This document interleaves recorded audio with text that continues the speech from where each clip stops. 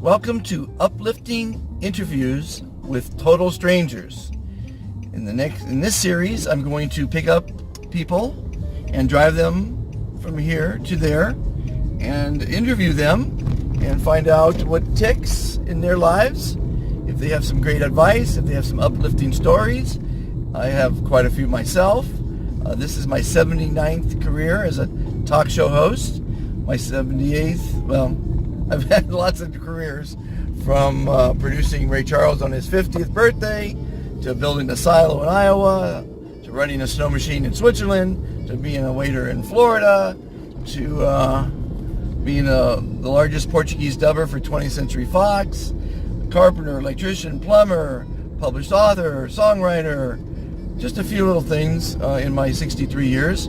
And now I'm going to embark on a great adventure in interviewing people and seeing what they've got ticking. My last show was the SOS show, where I proved concept for a new program for veterans, and I had such a great time proving concept with that show. I decided to create a new show, and you're watching it now. And stay tuned, because we're going to have lots of fun talking to lots of people about lots of things, and they'll be short and sweet, and hopefully you'll enjoy them, and we'll talk to you soon.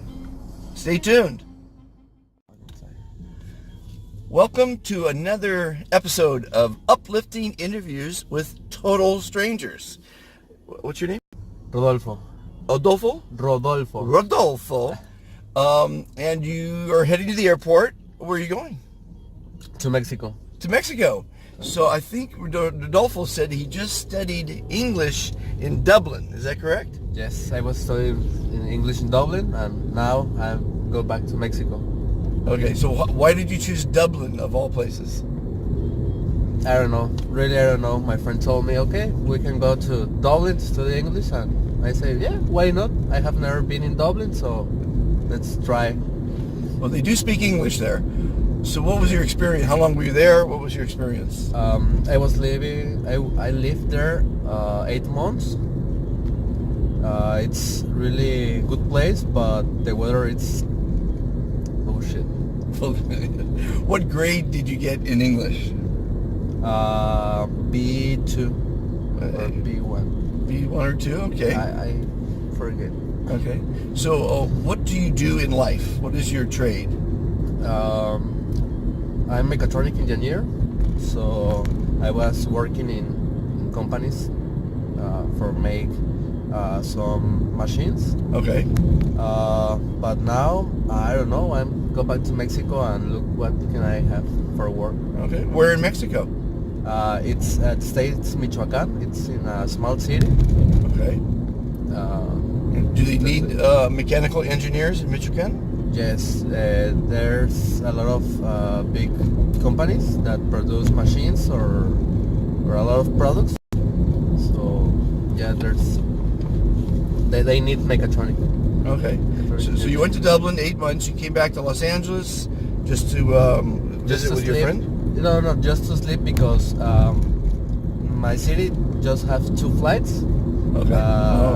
To Tijuana and to Los Angeles. Okay. So the connection is here. So I arrived yesterday. Okay, a few hours ago. Just sleep, take a shower, and continue my travel to Michigan. To Michoacan. Yeah. Okay. Well, I myself have worked in over 78 different fields. Okay. And this is my 79th, being a show host. Okay, perfect. And giving you a lift across town. When do you start this project? This is you're my first one. Your first You're one. my first culprit. Okay. And so any advice for someone wanting to be a mechanical engineer? What's your advice? You really need to love the career, because it's not hard, but if you don't like it, I think that it's the same in all the life. If you don't like the things that you are doing, you are going to hate that, and you are not going to enjoy it. It's not good. It's wonderful you should say that, because I feel like from all the travels I've done around the world Uh-huh. that I'm a modern day philosopher. And one of the most important things is to live each day doing something that you enjoy to do. course. And it's not about the money, it's about each day. Yeah. And one of my thoughts is that, or feelings, is that most people don't get that till they're 50, to enjoy each day, to enjoy life, as they're all worried about the future or worried about a lot of different things. I know, but sometimes you have some ideas, or you do something, make a travel, go to another country to study. You need to do it, because if you are living without that important things to you, you are not enjoying the things that you are doing now. You know, it's first of all you need to focus on what you really want to do, and everything's going to be like a small no. Like what? A snowball. It's going to snowball. A snowball, yeah, that everything's going to happen. No? There's a different perspective. So listen to what he says. It's very uplifting, what you're saying, right? It's positive. Uh-huh. Be positive. Yeah. And you did a great job. Good job in the interview, right? Okay, thank you. Stay tuned for more uplifting stories from with Total Strangers. We're back with Rodolfo, and he just told me an interesting fact that I love, because I love guacamole.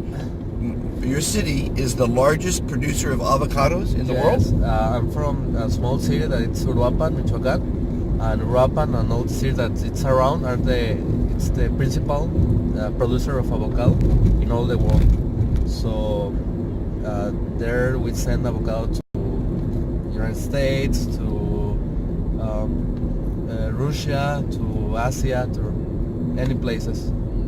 Well, you know, I'm a serial entrepreneur, and I'm always putting connections together. Okay. Do you have connections to the avocado producers? Do you know any? Yes, because there's a lot of families are producers. Right. So Because I could sell containers of those to China. really, Yes. oh, we need to talk about it. We're going to talk about that. See, this show is going to be great because, one, as a serial entrepreneur, I like to make connections and I like to network. But two, is we just learned an interesting fact. We learned that Michoacán, that's how you say it, Yeah. is the largest Michoacán, producer of avocados in the world. So I'm going to try to sell some of those avocados. Stay tuned. Oh, he also was mentioning the fact that the machines he makes are obviously controlled by computers, which separate fruit and size and weight by weight, or if it have some problem, any fruit, it can be avocado, pineapple, apple, any fruit. So that's a very valuable machine. How much a machine like that cost? It depends, because it depends of how many exits do you want. If you want everything by computer for clean the fruit and separate, or just separate, it depends of the fruit and what you want to do. Approximate. Ballpark.